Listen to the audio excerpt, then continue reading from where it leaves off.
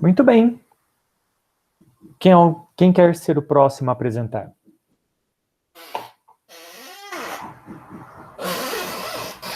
Quem daqui não apresentou semana passada, obviamente? Posso começar? Pode. Tá bom. O microfone é seu. Deixa eu colocar para apresentar.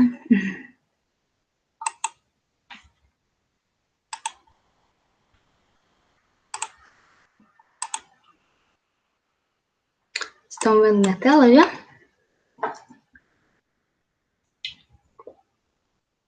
Minha tela tá aparecendo? Sim. Tá bom. Você quer tentar pôr em tela toda para ver se continua aparecendo? Porque às vezes some. Ah, tá. Sim, tô vendo. Tá aparecendo? Uhum. Então tá bom. Bom dia a todos, primeiramente, né? Hoje eu vou falar um pouco sobre o meu trabalho experimental com materiais semicondutores magnéticos diluídos, mais especificamente o óxido de zinco dopado com manganês e zircônio. Para que possamos entender melhor em que contexto esses materiais surgem, precisamos falar um pouco sobre a espintrônica. Sabemos que a eletrônica convencional ela se baseia na manipulação dos portadores de carga. Então, dessa forma, podemos tentar entender a espintrônica de uma forma mais simplificada, como sendo a eletrônica baseada no spin, ou seja, onde além da manipulação dos portadores de carga, temos também a manipulação do spin dos portadores. Na espintrônica, os principais objetivos são o controle elétrico das propriedades magnéticas e o controle magnético das propriedades elétricas. Existem diversas aplicações que se beneficiam desse tipo de controle, como, por exemplo, o armazenamento, o processamento e a manipulação de informação tanto clássica quanto quântica. E pensando em dispositivos eletrônicos, sabemos que a maioria desses dispositivos eles são baseados em materiais semicondutores. Se tratando de dispositivos espintrônicos, então, necessitamos de semicondutores com propriedades magnéticas também. E aí a gente começa a grande questão, então, desses materiais. Existem na natureza disponíveis apenas dois semicondutores com propriedades naturalmente magnéticas, o seleneto de európio e o sulfeto de európio. Porém, ambos os materiais, eles apresentam temperatura de Curie muito abaixo da temperatura ambiente, da ordem de aproximadamente 10 kelvins, o que faz com que esses materiais não sejam viáveis para uma aplicação prática, visto que esses materiais eles seriam empregados em sistemas que operam acima da temperatura ambiente. Os sistemas que são conhecidos já, que a gente utiliza né, em circuitos eletrônicos, por exemplo. Então, é nesse contexto que surgem esses novos materiais, os SMDs, ou semicondutores magnéticos diluídos, que são sistemas que combinam, através de um processo de dopagem, propriedades semicondutoras e magnéticas. O interessante é que esses novos materiais, eles são baseados em semicondutores que já conhecemos. Então, eles são bem compatíveis com os sistemas que já temos e podem ser integrados facilmente a dispositivos já utilizados.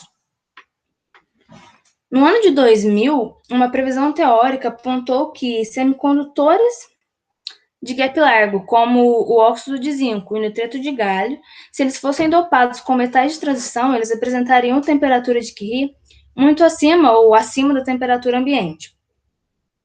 Então, desde esse período, desde essa previsão, um grande número de relatórios vem sendo publicados sobre o estudo desses sistemas. Porém, ainda hoje, os resultados são bastante controversos e de baixa reprodutibilidade, o que dificulta a compreensão da origem do ferromagnetismo, das propriedades magnéticas nesses sistemas. O que sabemos é que o ordenamento ferromagnético foi observado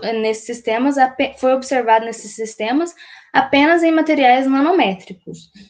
E que, apesar dessas controvérsias nos resultados, existe um consenso de que apenas o processo de dopagem não é suficiente para se obter essas propriedades, e que defeitos estruturais na matriz do semicondutor também são necessários para que se observe o ordenamento ferromagnético. Uma outra questão muito importante é o processo de síntese desses materiais. Para que eles possam ser futuramente aplicados em sistemas, em dispositivos espintrônicos, é necessário que sejam materiais de alta qualidade, ou seja, eles têm que estar livres de fases espúrias, e que o processo de obtenção desse material seja reprodutível. Diante desse contexto, então, nesse trabalho, nos concentramos na síntese de um semicondutor magnético diluído, a partir do semicondutor óxido de zinco, dopado com manganês e zircônio, livre de fases espúrias, na fase wurtzita do óxido de zinco, e que esteja em escala nanométrica também. Quando eu digo livre de fases espúrias, eu quero dizer que o dopante que está sendo inserido, no caso aqui o manganês e o zircônio, ele esteja totalmente incorporado na estrutura do semicondutor base. Aqui o manganês ele é responsável por introduzir os íons magnéticos e o zircônio responsável por introduzir os defeitos estruturais que são importantes para obter as propriedades magnéticas. As amostras elas foram preparadas pelo método Pequeno modificado, que é um método que nos permite obter amostras de alta qualidade em escala nanométrica e com alta reprodutibilidade através de processos bastante simples se comparado com outros métodos.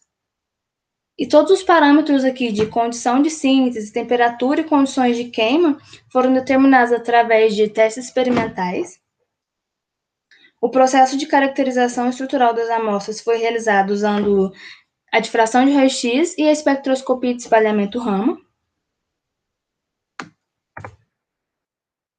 Eu apresento, então, os resultados aqui obtidos, apenas para uma das amostras, a amostra dopada com 3% de manganês e 2% de zircônio. Estou apresentando apenas para uma amostra, pois o conjunto que eu produzi de amostras, ele ficou bastante homogêneo, então ficaria repetitivo apresentar para todas as amostras. O gráfico superior, ele mostra o resultado obtido através da difração de raio-x, ou seja, o difratograma, e podemos identificar através dessa medida que obtivemos a estrutura cristalina do ZNO na fase wurtzita, como desejado, e indicado pelos índices de Miller respectivos, os números que estão indicados na vertical. E foi feito também um ajuste desses dados através de uma função gaussiana para estimar o tamanho médio de cristalito, utilizando a fórmula de Debye-Scherrer, e obtivemos que a amostra está em escala nanométrica. Para o conjunto de amostras, obtivemos um tamanho de cristalito médio da ordem de 15 nanômetros. Já os dados de espalhamento Raman, o gráfico na parte inferior, ele confirma a estrutura wurtzita do ZNO. Esses modos que estão indicados em preto, modos de vibração que são característicos do óxido de zinco. Porém, em amarelo, indicado em amarelo, temos também modos, ou modos que estão sobrepostos, que são característicos de fase secundária, fases espúrias. Então, também temos uma parcela ali de dopante que não incorporou. Em contrapartida, temos os dois modos indicados em vermelho, o 2LA e o LO, que são característicos da incorporação do dopante. Então, eles só aparecem, eles só ficam visíveis na estrutura do óxido de zinco quando o dopante incorporou pelo menos parcialmente, uma fração dos dopantes foram incorporados. Então, conseguimos obter a estrutura wurtzita do ZNO, as amostras em escala nanométrica, e temos um indicativo da incorporação parcial dos dopantes através dos dados de Raman, de espectroscopia de espalhamento Raman, e através do Raman também identificamos modos que estão associados à presença de fases espúrias. Aqui, se comparado com o de difração de raio-x, o Raman ele se mostrou mais sensível em detectar pequenas quantidades de fases espúrias. Pretendemos ainda continuar esse trabalho, estudando esse sistema, através de outras técnicas, como difração, como refinamento Rietveld, que é feito através dos dados de difração de raio-x, microscopia eletrônica, as medidas magnéticas, que são uma das mais importantes para poder identificar se conseguimos agregar propriedades magnéticas no nosso material, e fazer mais alguns testes experimentais, a fim de eliminar essa fase espúria, que está em pequena quantidade, mas precisamos que o material seja totalmente livre dessas fases espúrias. Então é isso, eu agradeço a atenção de todos. Muito bem. Vamos abrir para comentários dos colegas primeiro. Quem quer comentar a apresentação da Isabela?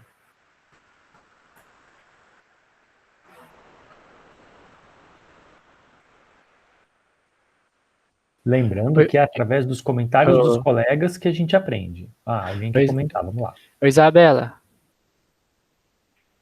O que você Pode falou falar. no final ali sobre escuros? Escuros? Eu acho, não sei se eu entendi direito. Você pode abrir o último slide, por favor, de conclusões? Posso. Acho que são espúrios, né?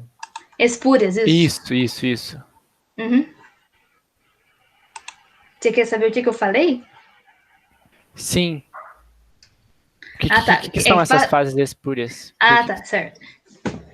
É que a gente produz um material, como eu falei, é o óxido de zinco dopado com manganês e zircônio, né? Então eu quero obter apenas a fase relacionada à estrutura do óxido de zinco, que é a fase wurtzita. Essas fases puras seriam, por exemplo, o dopante que não foi agregado na matriz do óxido de zinco, formando outras fases, como, sei lá, óxido de manganês, óxido de zircônio, ou alguma liga que envolva os três metais, como zinco, manganês e zircônio. Seriam fases que eu não quero obter no meu material. Ficou claro? Sim. Entendi. Obrigado. Tá bom. Imagina. Quem mais?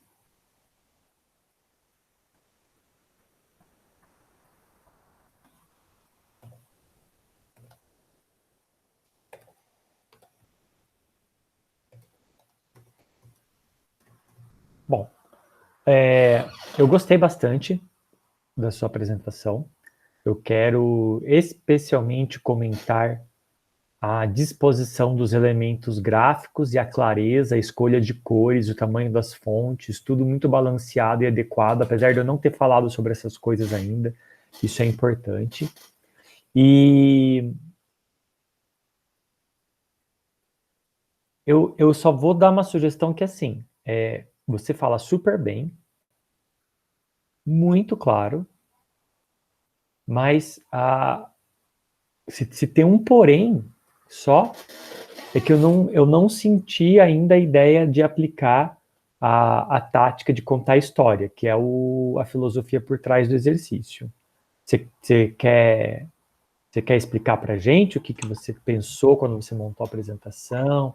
O que você tinha em mente? Conta um pouco mais para a gente. Essa parte foi bem mais complicada do primeiro, assim, porque eu não me importo muito, eu gosto de falar mais em termos técnicos, mas como é um exercício, tem que tentar fazer, né? Só que eu tentei fazer essa parte da história, mas no começo, mas na parte de explicar como eu cheguei nesse trabalho, né? A parte da história mesmo, de como foi desenvolvido, pensado nesses materiais. Eu pensei na motivação, que é o problema em si, né? Que esses materiais não existem, então eles têm que ser produzidos.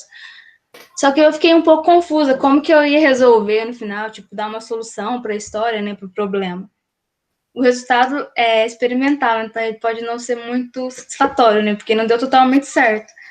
Mas eu pensei nessa estrutura mesmo, a motivação, que é a história dos semicondutores magnéticos, o problema é que eles não existem, então tem que produzir esses materiais, e os resultados da história é o meu trabalho, como eu fiz para obter e as dificuldades. No caso, eu não consegui obter o material totalmente como eu desejava, e o que eu pretendo fazer ainda para ter esse material.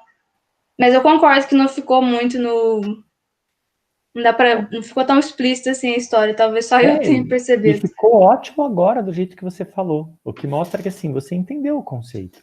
E é importante para todo mundo ter em mente que a ideia de você contar uma história não te impede de ser técnico. É só a questão da organização das ideias, da forma como você apresenta as ideias. Inclusive, depois das apresentações da semana passada, eu estava bolando a aula da semana que vem, que eu vou meio que fechar esse assunto, e eu quero dar alguns exemplos para vocês, baseados justamente em dificuldades que vocês tiveram. Mas está ótimo. Em termos assim técnicos, está excelente. E não, assim, não se preocupe que o resultado não é o que você esperava, porque a plateia espera outra coisa. Sim. Então, você pode, de certa forma, não 100%, mas você sempre pode, na introdução do seu trabalho, direcionar a expectativa da plateia para que mesmo quando o resultado te decepcionou, não decepcione a plateia. Entendi.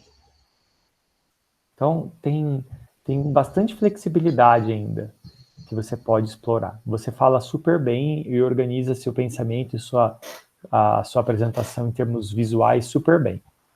Tá bom? Obrigada. Obrigada. Eu que agradeço, Isabela. Vamos para o próximo, então. Então, pode ser eu, então. Vai lá. A palavra é sua. Vou mutar meu microfone aqui.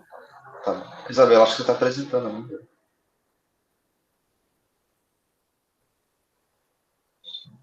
Deixa eu ver se eu consigo.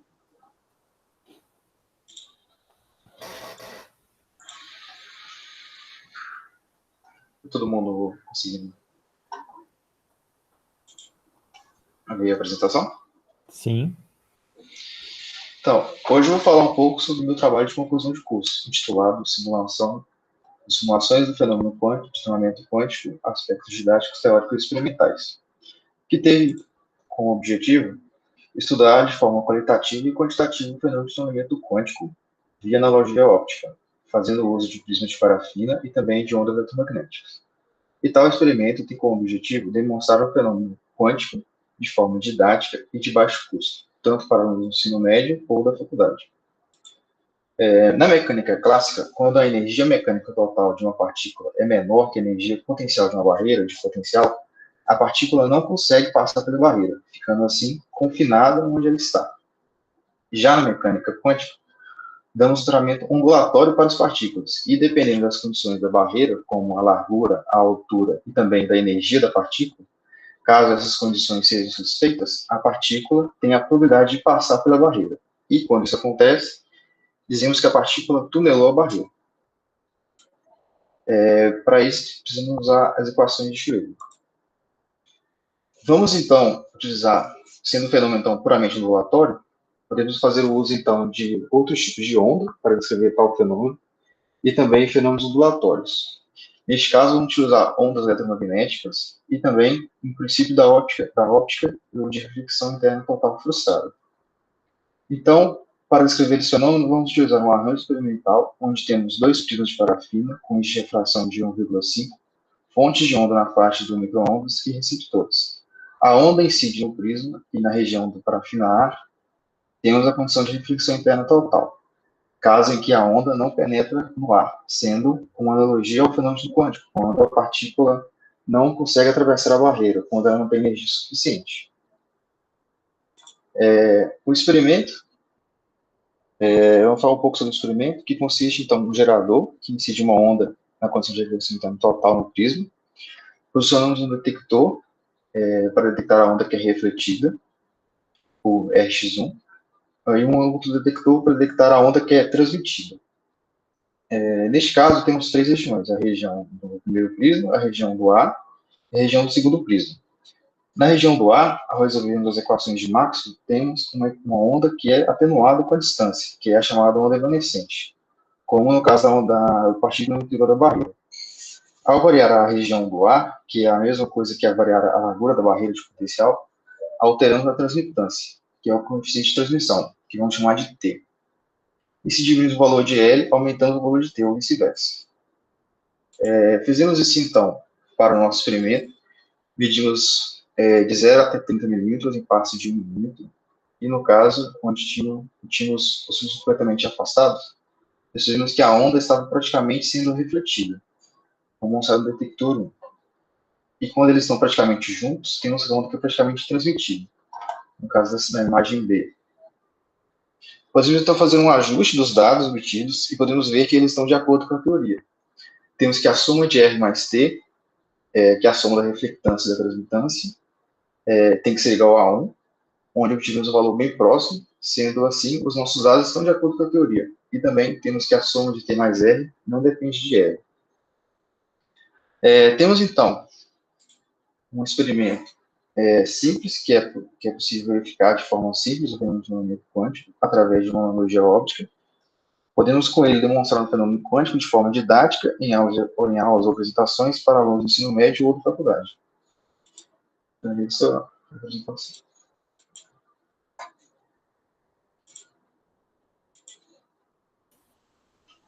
Muito bem, Vinícius. Curto, direto, simples. Vou fazer um comentário só do final agora. Você falou, né, que é possível demonstrar um fenômeno quântico com uma analogia óptica. Eu tiraria a analogia óptica. Isso é um fenômeno quântico. A única questão é que por muito tempo, né, por mais de um século, interpretou-se esse resultado, né, de acordo com as equações de Maxwell, como um resultado clássico, mas hoje, como nós sabemos a física quântica do fóton, esse fenômeno também é explicado só quanticamente. E, na verdade, a gente entende que as equações de Maxwell descrevem uma coletividade de fótons, onde individualmente cada um obedece à física quântica. Portanto, todos os resultados da equação de Maxwell, fenômenos ondulatórios, são essencialmente fenômenos quânticos, só que no limite clássico, no limite coletivo, né, de alto número. E você, se você abaixar, o que eu quero dizer é o seguinte, só é óptico porque você usa um feixe de luz. Se você reduzir a intensidade ao ponto de emitir fóton a fóton, ele vai ser quântico, mas ele sempre foi quântico. Você só não estava vendo porque tinham muitos fótons, né? Eu gosto muito desse efeito. Eu gosto muito, e eu vejo muito no que eu desenvolvo, né? Que é a parte de sensores ópticos para detectores de partícula. Esse e polarização são dois fenômenos que têm explicação clássica, mas a explicação clássica é uma explicação efetiva, porque eles também têm explicação quântica. E isso é muito legal, porque é isso, é física quântica a olho nu. Sim. A parte da polarização eu acabei não colocando, mas só está em uma direção também. Aham.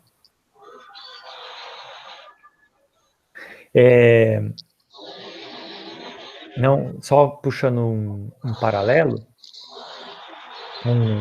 uma continuação desse experimento, se você quisesse uma versão não ótica, para demonstrar em escolas, por exemplo, é você colocar duas plaquinhas condutoras, tem que ser um material muito bom condutor. Quando eu vi com 2 eletrodos de ouro, bem pequenininhos. Você colocar isso nas 2 extremidades de um micrômetro, preso numa bancada.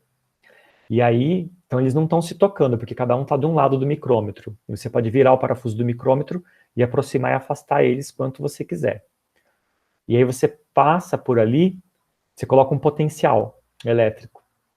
E você liga num amperímetro para medir a corrente, um amperímetro bem sensível. Normalmente você tem que fazer até um circuito amplificador para ver isso. E o que acontece? Você vai mexendo no micrômetro e aproximando.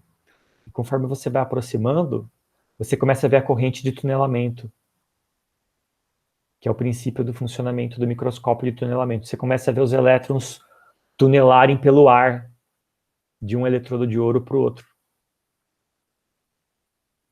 A mesma coisa que você fez, só que em vez de você refletir luz no fundo do prisma, seria ver tunelamento de elétrons. É muito legal.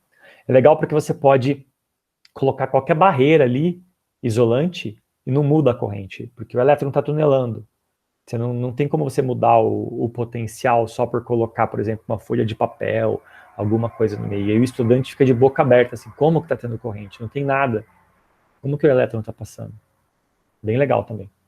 Fica a dica. Beleza. E aí, alguém quer comentar a apresentação do Vinícius? Vamos lá, pessoal. A ideia é a autocrítica. Eu queria que o Vinícius, se ele puder, comentar um pouco mais do aparato experimental, como que ele fez o experimento. Eu não entendi muito bem como que ele realizou o experimento ali. Então, vou abrir aqui de novo o slide.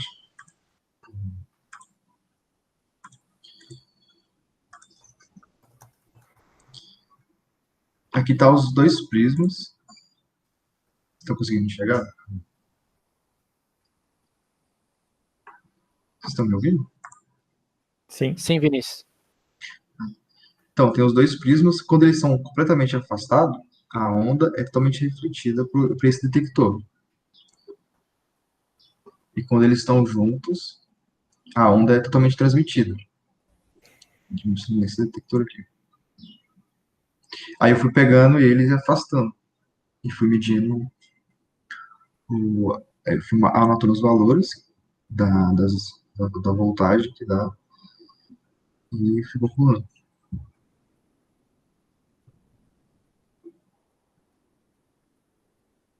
Qual é a sua dúvida? Não?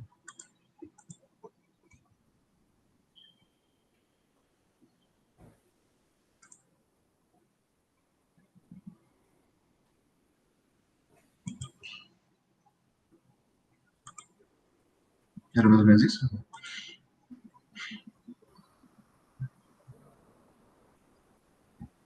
Quem que perguntou foi o Rafael? Rafael? Ô, Vinícius, eu não tô te ouvindo direito. Você pode repetir? Tá, peraí, só um minuto. Deixa eu ver o microfone aqui, acho que tá. Eu te ouvi bem. Eu acho que é a minha conexão aqui. Ah. Então, eu tenho os dois prismas, aí eles afastados, os dois, a onda é totalmente refletida pro receptor 1. Totalmente E quando refletido, tá? eles. Totalmente refletido. Pela condição de reflexão interna total. Parte dela ainda é considerada aqui no transmissor, no refletor 2, mas é quase zero. Tá. Quando eles estão bem próximos, praticamente juntos, a onda é totalmente retransmitida. Ah, sim. Tá, agora sim, escutei. Agora, aí eu fui afastando eles em passos de 1 milímetro até 30 e fui anotando os valores da tensão. Certo.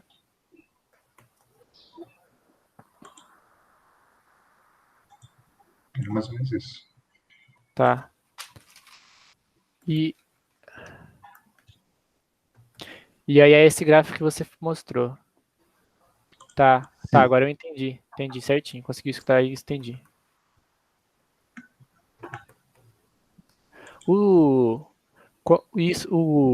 Quanto a proposta do professor, o seu protagonista é quem exatamente? No caso, sou eu, tipo, realizando experimento. Entendi. É tipo o que ele falou na outra aula dele, que você mesmo é o protagonista. Sim. Ah, entendi. Bacana. Entendi certinho. Obrigado, Vinícius. O que mais? Nesse caso, Vinícius, eu vou dar uma sugestão para você. Você se colocando como protagonista do seu, né, da evolução da sua história, eu acho que você poderia focar um pouco, por exemplo, nas coisas que você fez também. Só falar mesmo. Porque eu vi no seu slide que você falou que os prismas são de parafina e são caseiros. É isso que eu entendi? Sim, eu peguei as velas, derreti, montei um molde de madeira. Então, Fui, são coisas, são informações que, assim, às vezes não precisa estar no slide, mas são coisas legais de falar, porque mostra a sua relação íntima com o conteúdo e te coloca melhor como protagonista da história, entendeu? entendi. Eu acabei não colocando porque era só 6 slides, aí acho que ia ficar muita coisa. Não, foi ótimo, assim. É só uma sugestão. Às vezes um comentário de 30 segundos já deixa isso mais claro. Então tá, joia. Obrigado. Muito bem, eu que agradeço. E aí, quem mais? Agora é a minha vez. Vai lá, Rafael. Tá, deixa eu botar para apresentar. Aqui.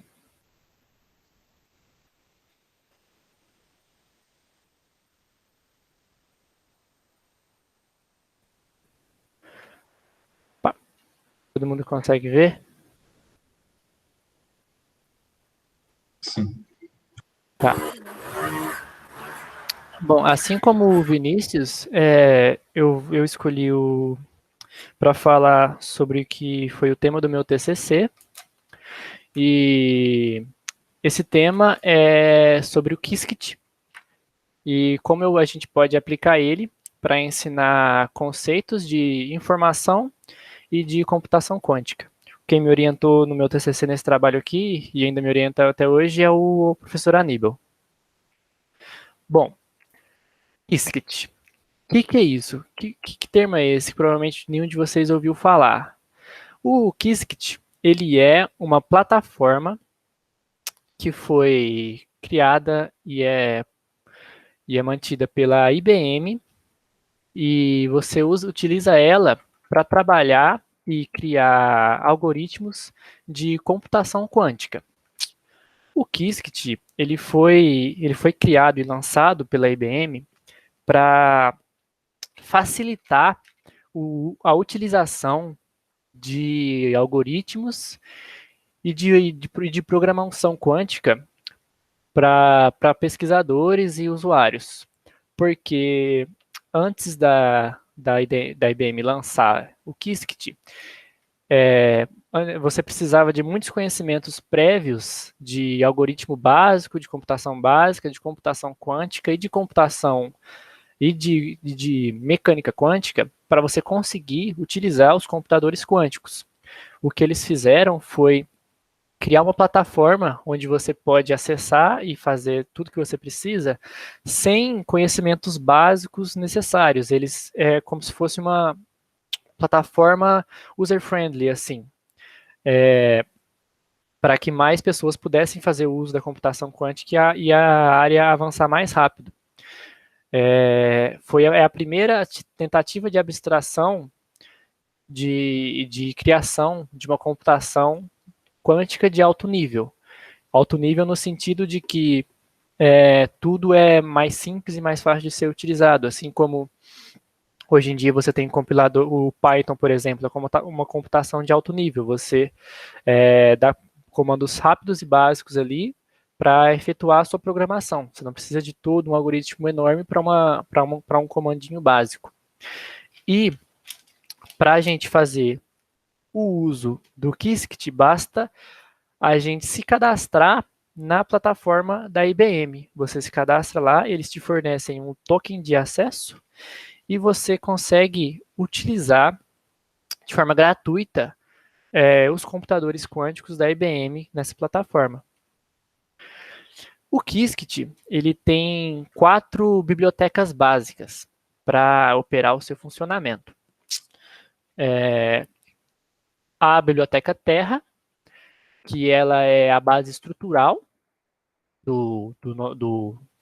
da plataforma.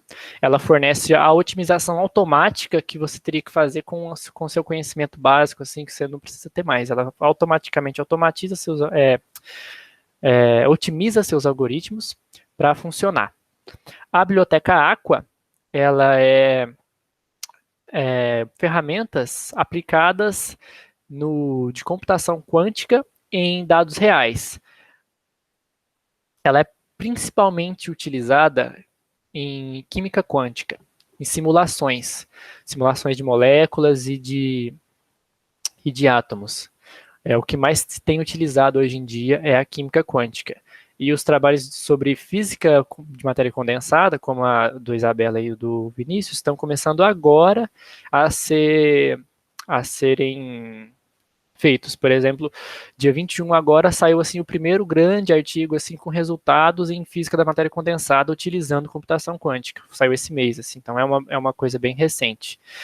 A biblioteca AIR, não sei, ela utiliza os emuladores e simuladores, porque antes de você realizar a sua simulação real, no computador quântico real, você pode fazer ela utilizando os emuladores e simuladores que vão te dar resultados, por exemplo, resultados concretos que você espera através da teoria da mecânica quântica, para você ter ideia do que é que te espera quando você utilizar o software quântico, o hardware quântico real. porque o hardware quântico ele vai ser passivo de erros e tudo mais, ruídos. Então, você usa uma simulação primeiro para conseguir o seu resultado. E a biblioteca Ignis, ela é utilizada para a correção desses erros e ruídos que o hardware quântico possui. E ela também possui muitas ferramentas para que você possa trabalhar com a sua própria correção de erros e seus próprios códigos. Você criar o seu código de correção de erro em vez de utilizar os automatizados pelo Qiskit. Mas como que a gente pode usar essa ferramenta para ensino de física?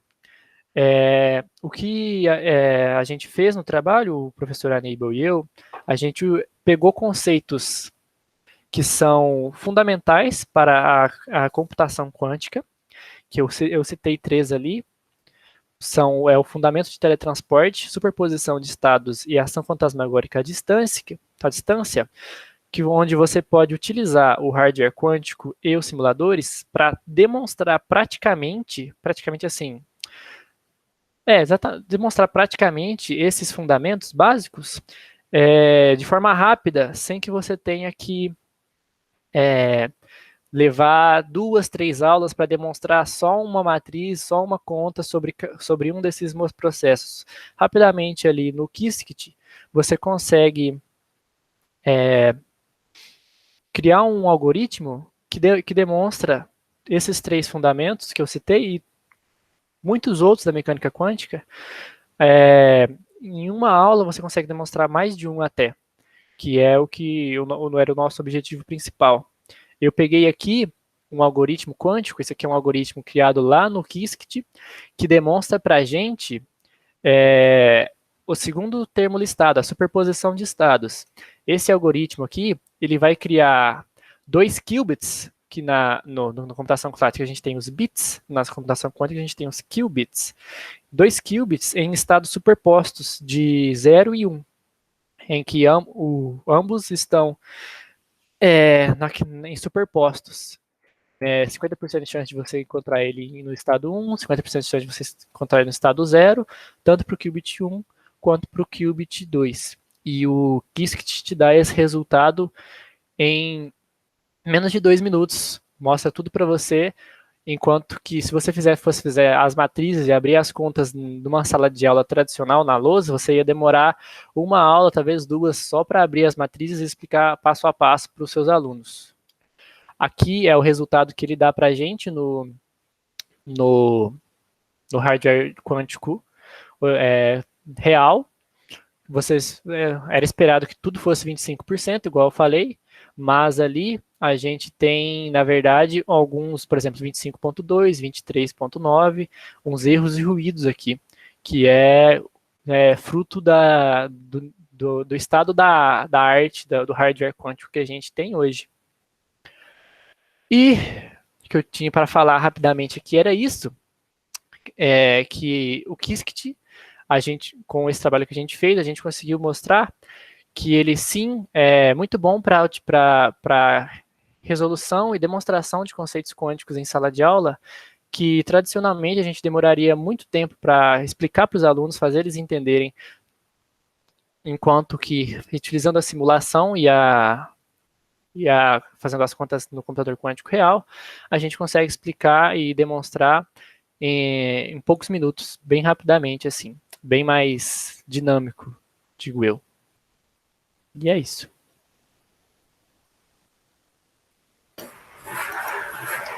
Muito bom, Rafael. Muito legal o tema. Apresentação também bem sucinta e organizada. Uma coisa que eu gostei hoje é que quase todo mundo colocou bastante texto, mas não ficou lendo, o que é essencial. O texto está lá para quando as pessoas tiverem tempo de ler elas mesmas, quando elas encontrarem sua apresentação online em algum lugar.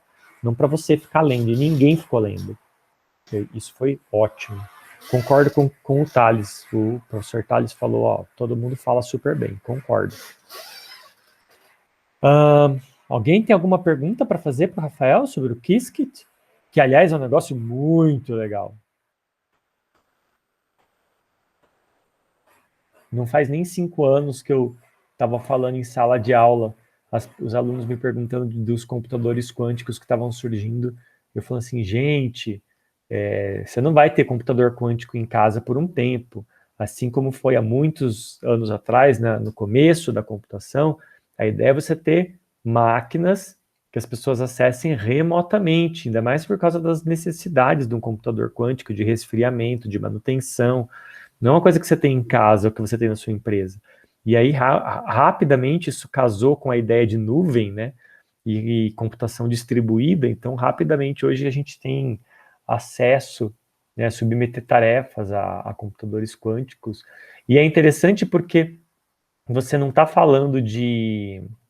Você não está falando de um algoritmo no sentido tradicional da computação. Você está falando de um algoritmo de circuito lógico, né? O que você está fazendo, na verdade, mesmo que visual, você está fazendo uma programação que se assemelha mais a uma linguagem do tipo assembly nos CPUs clássicas do que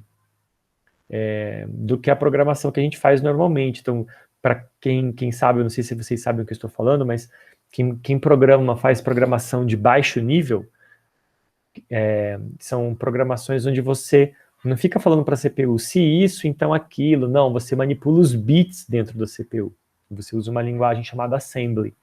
E quando eu falo uma linguagem, isso é um abuso de linguagem, porque cada CPU de cada fabricante tem as suas instruções e o seu assembly. Quando você escreve um programa em C++, por exemplo, em Fortran, e você compila para ter um binário, aquele compilador precisa acessar a CPU, ver o fabricante, ver o modelo, ver a arquitetura, para poder converter certinho para o assembly daquela CPU. E por isso que se você compila, por exemplo, um programa numa arquitetura RISC, ela não vai funcionar em CISC. Se você compila num PowerPC, não vai funcionar num x86. Então, isso está tudo oculto da gente, como programadores de alto nível, como quem escreve C. Eu nem estou falando de Python, porque Python, Java são linguagens interpretadas. Mas para quem programa mesmo para gerar binário, gerar aplicativos que rodam diretamente na CPU, isso fica tudo muito oculto. Mas agora, com a computação quântica, é uma habilidade que voltou à tona.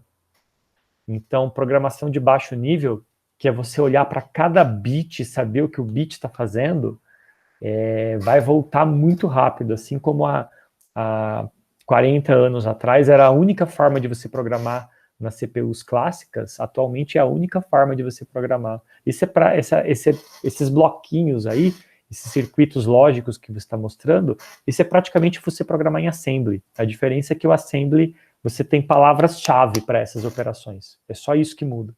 É muito legal, é fantástico. Eu gosto muito dessa ideia.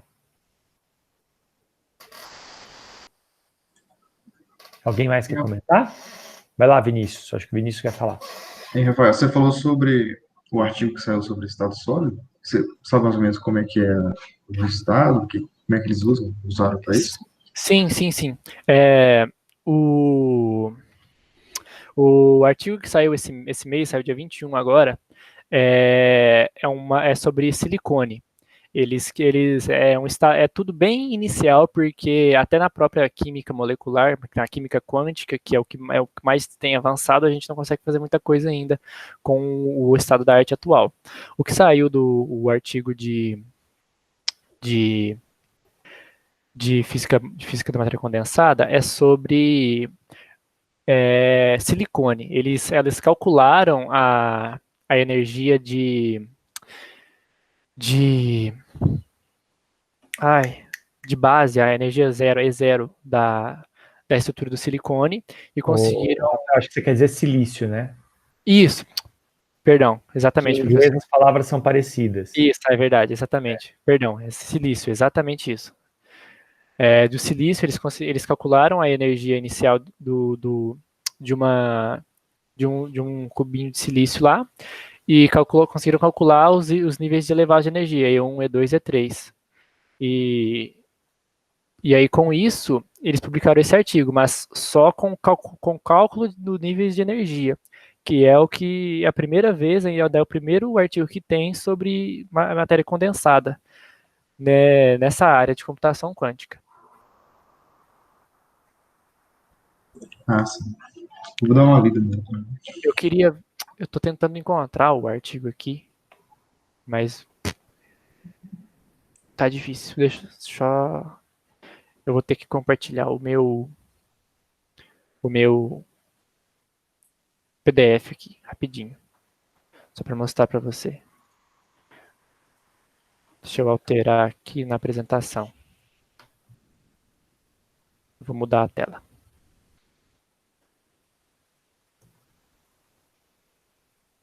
Cadê a minha tela? Aqui. Isso aqui. Você consegue ver? Sim. Então, o que eles fizeram aqui, ó, foi calcular os níveis de banda do silício. Sempre confundo essa palavra, professor.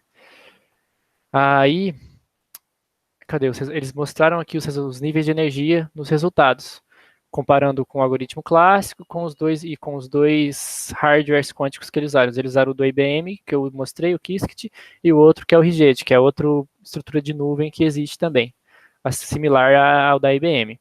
Aí eles calcularam os níveis das estruturas de banda e publicaram o artigo, que é um avanço muito, muito grande, porque é a primeira vez assim que tem resultados e tudo, uma demonstração concreta na matéria condensada, porque é bem mais complicado do que fazer do que na química molecular. Entendi. Valeu.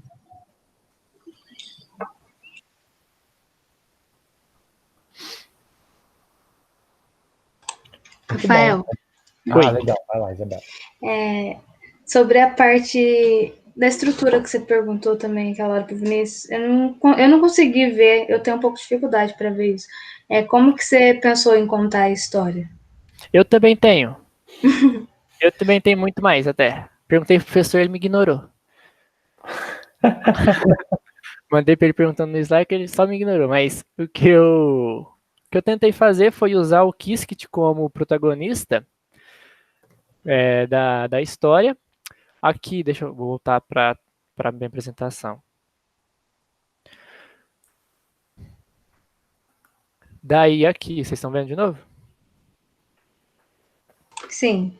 Aqui eu mostrei aquela ideia de obstáculo, de chamado para call to adventure e tal. Tipo, falei que era difícil você utilizar a computação quântica e tal, e o Qiskit ele vem tentar quebrar essa barreira esse obstáculo que era utilizar a computação quântica, que era você precisava de ter muito, muito, muito conhecimento sobre todo tipo de coisa, computação clássica, computação quântica, mecânica quântica, algoritmos, com estrutura de assembler, igual o professor falou, que eu não comentei disso, mas eu tinha escrito um pouco disso no meu TCC.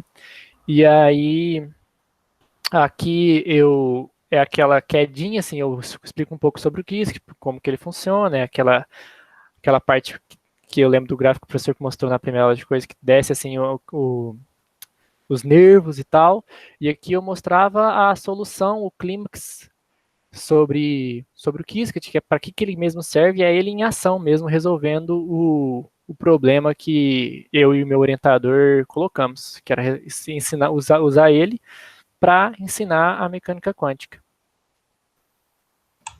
Entendi, bem legal.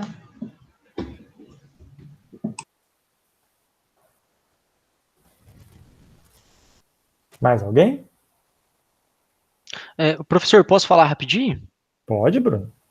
Não, assim, a impressão que eu tive é que, assim, depois que as pessoas explicam, né, como que elas quiseram fazer o storytelling, parece que pra gente fica mais claro, mas eu também tenho muita dificuldade a princípio de quando uma pessoa está apresentando, de entender exatamente quem está sendo o personagem principal, quem são os coadjuvantes, o primeiro, segundo, terceiro ato.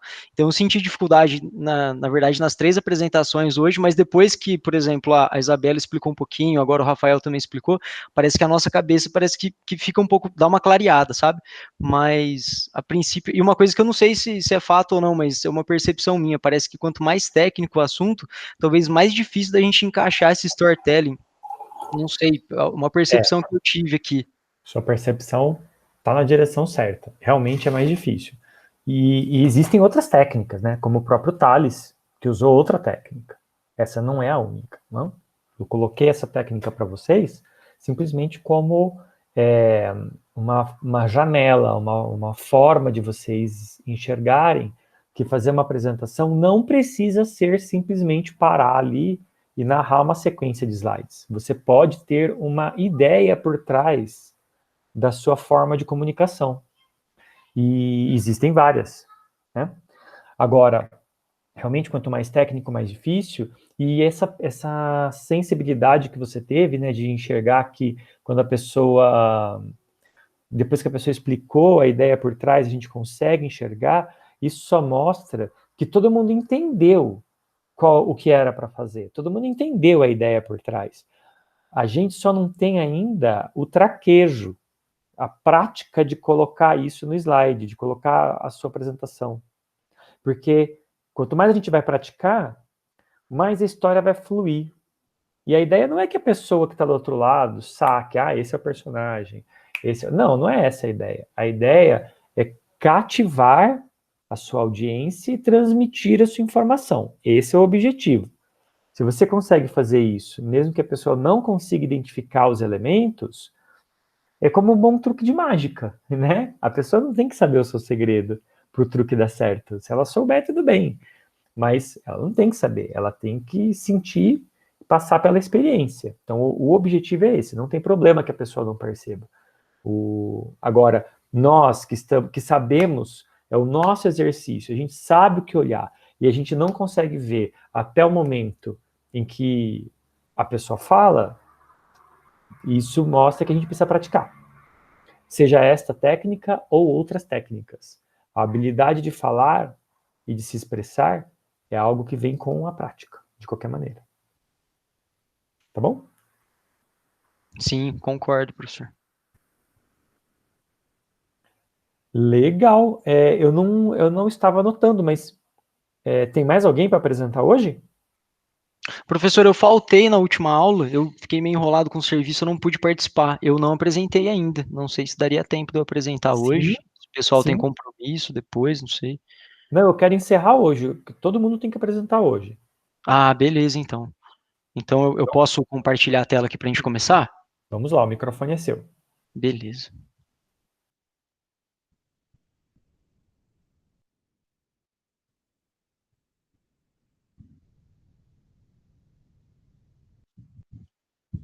Não sei se o pessoal está conseguindo visualizar aqui a minha tela. Apareceu, mas ainda está aparecendo o seu lado do PowerPoint, não a tela toda. Ah, tá, deixa eu ver aqui.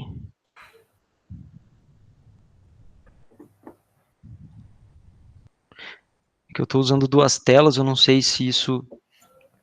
Sim, quando você compartilha, ele te mostra as duas telas e você pode escolher qual compartilhar. Eu também tenho duas telas aqui, e já peguei a prática. Ah, entendi. Deixa eu ver aqui, professor. Uma outra coisa que vocês podem fazer, e fica a dica porque a gente está fazendo isso muito online. Você pode pôr o PowerPoint... Será que deu certo agora? Eu não estou vendo nada ainda. Deixa eu ver.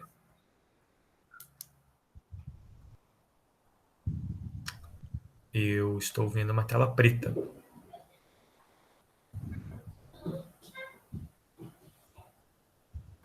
Nossa, caramba, tá difícil hoje. Então, uma coisa que você pode fazer, não sei se foi isso que você fez agora, é que às vezes é incompatível. Uma coisa que você pode fazer é colocar o PowerPoint em tela toda no primeiro slide, pronto para apresentar. Aí você, mesmo que você tenha um monitor só, você vai ter dois, mas se você tiver um monitor só, você não vai estar vendo mais o Google Meet. O que você faz? Você dá um Alt Tab para mudar para o Google Meet, põe o apresentar agora, escolhe, aí você vai ver, em vez de pôr tela toda, escolhe a janela do PowerPoint que está em tela toda. E quando você fizer isso, todo mundo vai ver. Entendeu o que eu falei? Entendi. Deixa eu tentar fazer. Não dá certo se você compartilhar o PowerPoint e pôr em tela toda depois, porque para ele é um outro programa, ele gera uma outra aplicação na memória. E muitas vezes, enquanto ele está tentando fazer, gente, muitas vezes a gente compartilha a tela... Será que agora foi? Vamos ver. Foi. É isso aí. Ah, Perfeito. Só para falar que isso acontece com muita frequência, gente, porque o nosso computador ele é todo multitarefa. E aí a gente não vê muito isso, porque a gente vai lá e trabalha como se fosse essa caixa preta, né? Que funciona, sabe-se lá como, mas na verdade, às vezes você quer compartilhar uma tela, mas o Chrome, que é onde está rodando o Google Meet, ou o Zoom, está rodando numa CPU, enxergando uma parte da memória, ou então está rodando numa placa de vídeo. Tem notebook que tem 2 placas de vídeo. E quando você coloca o PowerPoint em tela toda, ele roda na outra placa de vídeo. E aí, o capturador de imagem não tem acesso à memória da outra placa de vídeo. Isso é super comum, especialmente em computadores e notebooks que tem melhorzinhos, que tem 2 placas de vídeo. Só para explicar para vocês por que isso acontece. Desculpa, Bruno. Vai lá, sua vez. não, imagina. Bom, pessoal, gostaria só de explicar aqui primeiramente que, como eu estou bem no início do mestrado, então minha apresentação foi um tema completamente aleatório e provavelmente vai ser bem menos técnico do que as outras apresentadas aqui até agora. Mas eu tentei utilizar esse conceito do storytelling, vamos ver se deu certo, mais ou menos aqui. Então, 6 slides sem contar a capa aqui, eu vou começar contando a história de uma estrela para vocês. Então, primeiramente, a gente vai começar do princípio, que seria o nascimento dessa estrela. Então, a nossa estrela, ela surge, ela nasce há dezenas de milhões de anos atrás, há muito tempo atrás, em um ambiente bastante frio, composto principalmente por nuvens de gás e poeira. Esses gases, eles são principalmente formados por hidrogênio e hélio. Para esse nome, desse ambiente que eu acabei de definir aqui para vocês, os especialistas eles deram o nome de nebulosa, e é justamente nessa nebulosa que a gente vai encontrar o que seria matéria-prima para a formação das nossas estrelas, para o nascimento das nossas estrelas. Essas nebulosas, elas possuem comprimentos relativamente extensos, da ordem de centenas de anos-luz. Então, agora que eu consegui dar uma introdução aqui para vocês e dizer mais ou menos o ambiente onde a nossa estrela nasce, eu quero explicar um pouquinho melhor o processo de formação da nossa estrela. E para isso, a gente vai contar com a ajuda de uma antiga conhecida nossa, que é a gravidade. Bom, a gravidade tem papel fundamental no surgimento das estrelas, porque é graças à gravidade que a gente consegue fazer um aglomerado de todo aquele material da nebulosa, ou basicamente de uma grande quantidade desse material. Então, a gravidade é responsável por ir compactando esse material, e à medida que o tempo vai passando, esse material vai ficando mais denso, mais compacto e, consequentemente, com uma temperatura mais elevada no interior do que posteriormente vai se tornar a nossa estrela. Essa temperatura ela chega a um determinado ponto, né, tão elevada, que ela favorece a formação de reações termonucleares. Ou seja, a gente vai começar a ter ali transformação de materiais mais leves em materiais mais pesados através dessas reações nucleares. E isso é extremamente importante para a vida da estrela, para que a nossa estrela surja. Por quê? Quando a gente tem essas reações termonucleares, a gente emite grande quantidade de energia através de radiação. E é justamente essa energia emitida pelo que será, né, futuramente a nossa estrela, que a gente consegue contrabalancear o efeito da gravidade. Então é nesse ponto que começa a surgir ali um equilíbrio, uma certa estabilidade da nossa estrela. Ou seja, a gente tem ali uma pressão de dentro para fora, contrabalanceando a gravidade de fora para dentro. Então, nesse ponto, a gente pode dizer que efetivamente a nossa estrela nasce e e a nossa estrela, ela deixa de ser compacta, ela para de ter uma diminuição de tamanho quando a gente atinge esse equilíbrio. E bom, perfeito, então a nossa estrela nasceu há milhares de anos atrás, milhões de anos atrás, e nesse caso específico aqui da nossa estrela fictícia, da nossa história, ela possui aí no mínimo 10 massas solares. E assim ela viveu durante muito, muito tempo, dezenas de milhões de anos dessa forma, bonita, redonda, brilhante, emitindo bastante radiação. Mas, como nada é para sempre, acontece que esse equilíbrio, né, gerado entre a gravidade e a energia, ele está prestes a se desfazer. Isso porque, como a nossa estrela ela viveu durante muito tempo, ela foi queimando seu combustível ao longo desses anos. Ou seja, ela foi transformando, através das reações de fusão nuclear, o hidrogênio, que é o material mais leve, em hélio, o hélio em carbono, o carbono em nióbio, e assim sucessivamente, até que a gente chegasse num núcleo de ferro. Quando a grande maioria do núcleo dessa estrela já era composto por ferro, a gente tem basicamente o fim dessas reações nucleares, que eram o que mantinham o equilíbrio da nossa estrela. Com isso, a gravidade passa a vencer e a nossa estrela entra em colapso, ou seja, toda aquela matéria, todo aquele material, aqueles elementos que estão nas camadas mais externas da nossa estrela, por falta de combustível, né, por falta dessas reações nucleares, eles desabam, pessoal, isso mesmo, eles caem, né, em direção ao núcleo dessa estrela. Só que tem um porém, o núcleo dessa estrela, ele é basicamente formado, é um núcleo bem maciço, formado de ferro. E então imaginem vocês agora, todo esse material da camada externa descendo em alta velocidade, se chocando com esse núcleo de ferro. Então a gente vai ter ali um alto impacto com uma energia também bastante elevada. E esse evento, né, ele é responsável por criar por criar os diversos elementos que a gente conhece hoje, como por exemplo o ouro, o cobre, o estanho, né, e os demais elementos. E para esse evento, né, os especialistas deram o nome de supernova. Então, ele é o evento responsável por caracterizar o fim do ciclo de vida da nossa estrela. Então, nossa estrela nasceu, viveu milhares de anos, bonita, serena, e agora ela chegou ao fim, através desse evento da supernova que a gente pode ver na figura abaixo.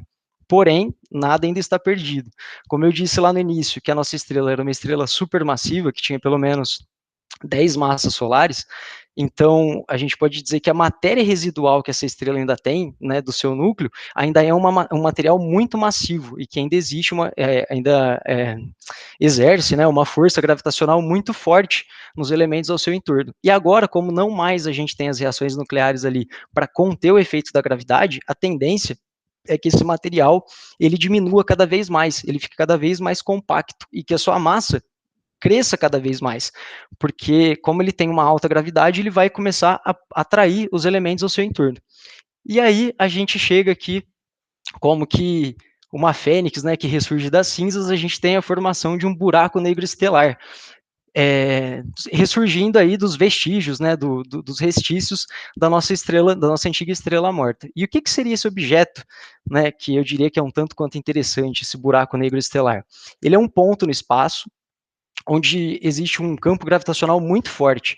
Esse campo gravitacional ele é tão forte, pessoal, que, para vocês terem ideia, a velocidade de escape chega a ser superior que a velocidade da luz. Ou seja, nem mesmo a luz ela consegue escapar desse espaço.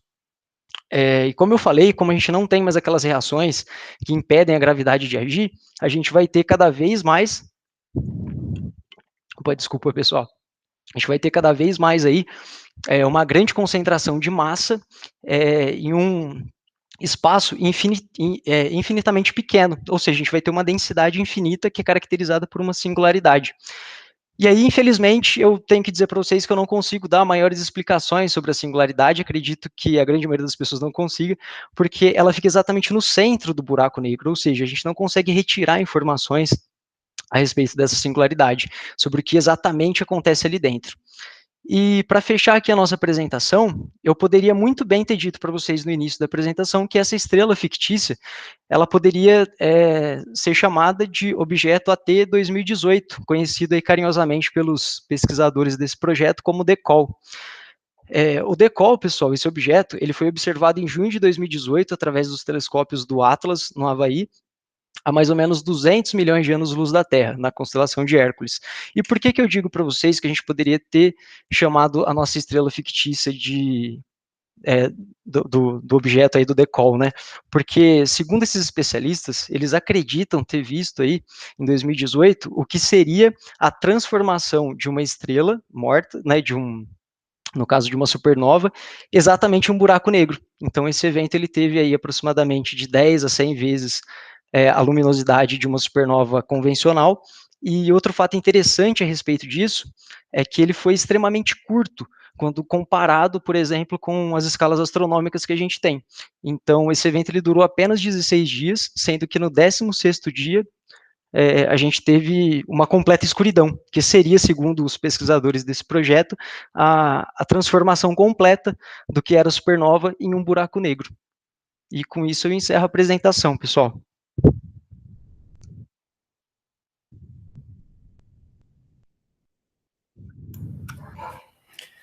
Muito legal, muito bom mesmo. Eu adoro essa temática, é uma das coisas que me trouxe para a física, eu não trabalho com astrofísica ou com astronomia, mas é uma das coisas que me motivou a ser cientista e a vir para a física. E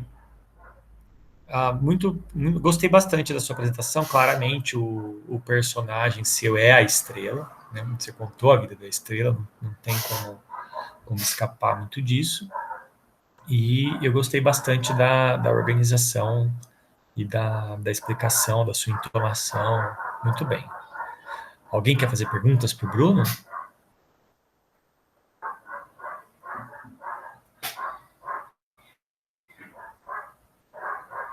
Bruno, eu vou fazer só como um professor, tá? Eu sei que muita gente não gosta, mas eu, como professor, eu preciso fazer algumas pequenas correções, porque é melhor você ouvir isso de um professor do que ouvir de outra pessoa. Mas a pronúncia correta é cal, não call. Call parece que você está falando em inglês. E é a vaca, the cow. Seria the cow. Ah, beleza. Tranquilo. Eu tentei deixar o personagem bem explícito mesmo. Eu só não foquei tanto assim, na parte técnica da apresentação. A disposição das fotos, essas coisas, eu realmente não despendi muita energia nesse sentido. Eu procurei mais seguir aquele roteiro do storytelling, separando ali em introdução, o conflito, né? Na verdade, eu não sei se o pessoal conseguiu identificar, mas o conflito seria seria o fato de não ter mais o combustível e dessa estrela agora, né, perder o equilíbrio. Seria mais ou menos isso que eu pensei, né? E o desfecho seria ali no final a transformação dela em um buraco negro. Aham. Não, ficou ótimo. Em termos de conteúdo também, foi técnico, não foi profundo, né? Foi técnico, eu diria que é um conteúdo de divulgação científica, mas bem preciso, sem equívocos. Perfeito. Gosto... É isso. Se eu ficar aqui, eu vou falar o dia inteiro sobre isso. Preciso deixar as outras pessoas falarem, porque é um assunto que eu gosto bastante.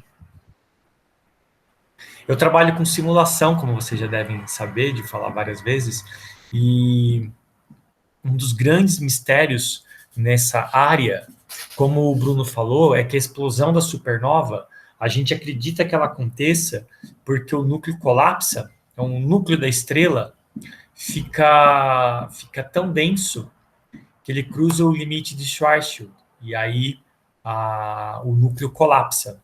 Aliás, se virar um buraco negro, não necessariamente, ele pode virar com massas menores, ele pode virar uma anã branca ou uma estrela de nêutrons. Mas, de qualquer maneira, o que acontece é que a estrela perde a pressão do núcleo, a pressão para fora do que o núcleo gera pela fusão nuclear, em qualquer um dos casos. E as camadas, a estrela como uma cebola, as camadas exteriores caem sob a ação da própria gravidade. E aí a gente acredita que a estrela explode, em vez de implodir, ela exploda porque existe um rebote, né? Essas camadas caem com uma velocidade incrível e elas colidem com algo, e assim como tem um exemplo clássico para você pegar uma bola de basquete, colocar em cima dela, equilibrar uma bola de ping-pong em cima, e quando você solta as duas e a bola de basquete bate no chão, a bola de ping-pong chega aí 8, 9 metros de altura, se você fizer direito. Porque tem essa transferência de energia. Então, a ideia é essa, que as camadas colidam com alguma coisa lá dentro, e isso sofre um rebote. Esse rebote a gente vê como uma explosão da supernova. Porém, onde entra a simulação? Nós não temos outra explicação para a explosão da supernova. Essa é a única explicação. Porém, nunca, ninguém até hoje conseguiu fazer uma supernova explodir no computador.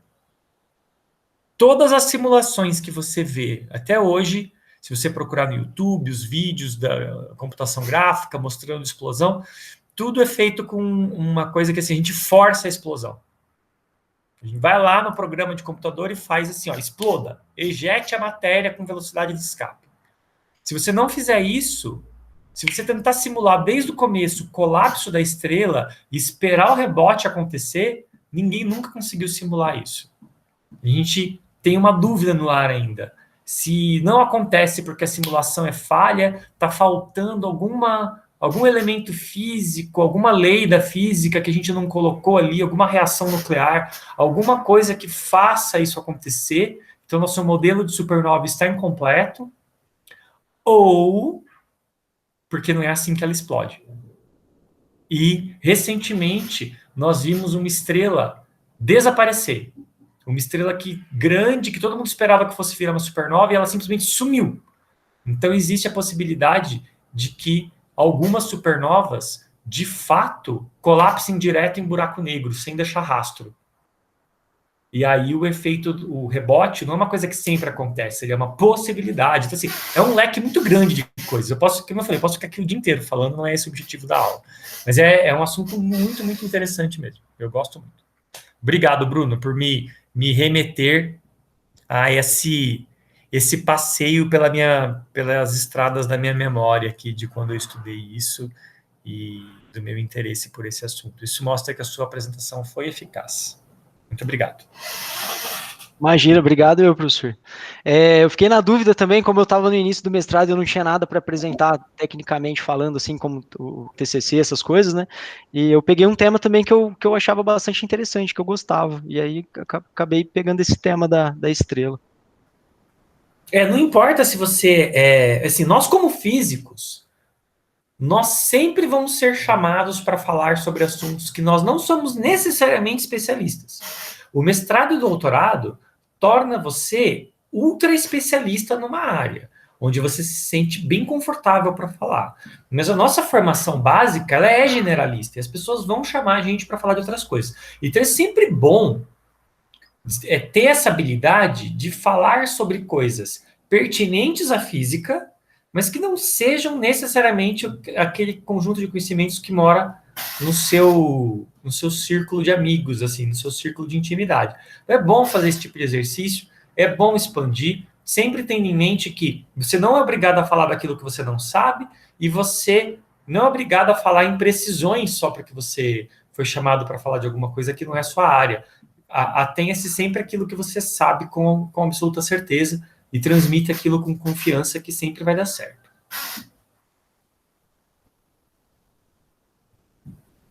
Muito bem. Alguém mais?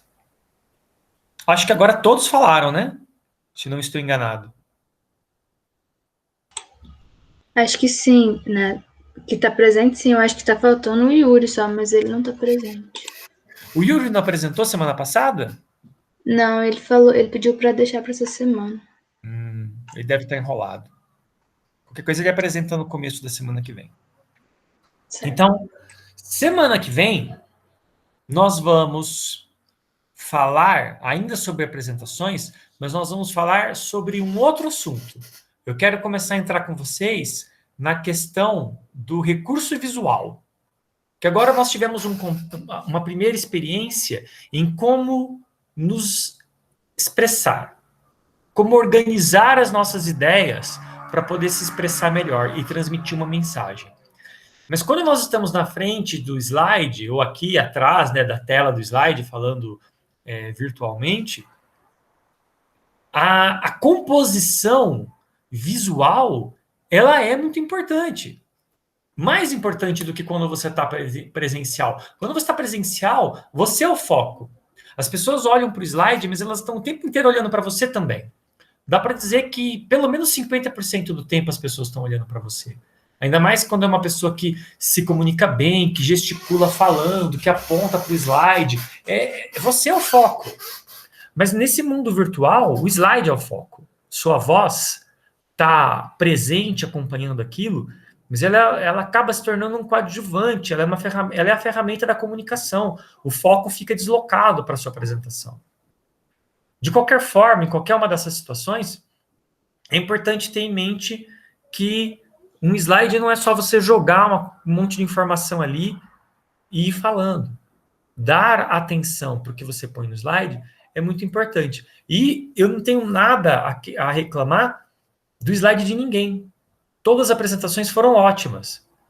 Mas assim como nós fizemos com a ideia do contador de histórias, né, do storytelling, que é mostrar para vocês que existe a possibilidade de você pôr um algo mais ali quando você está se preparando, existe isso também para a parte visual. Então fiquem atentos a alguns materiais que eu vou colocar para vocês lá no Google Classroom. E semana que vem o Yuri, então, pode começar, se ele vier, ele pode começar apresentando para a gente encerrar. Eu quero falar um pouco como um encerramento desse storytelling e quero abrir a parte do curso, abrir a discussão para falar sobre recursos visuais. Tá bom? Combinado, professor. Combinado, professor, perfeito. Combinado. Muito obrigado. Obrigado a todos, obrigado pelo esforço de vocês. Espero que vocês estejam gostando dessa experiência, desse curso. Eu estou adorando, eu fico sempre ansioso por essa aula da quarta-feira. Ainda mais agora que a graduação encerrou, então eu só tenho essa aula. E vejo vocês semana que vem.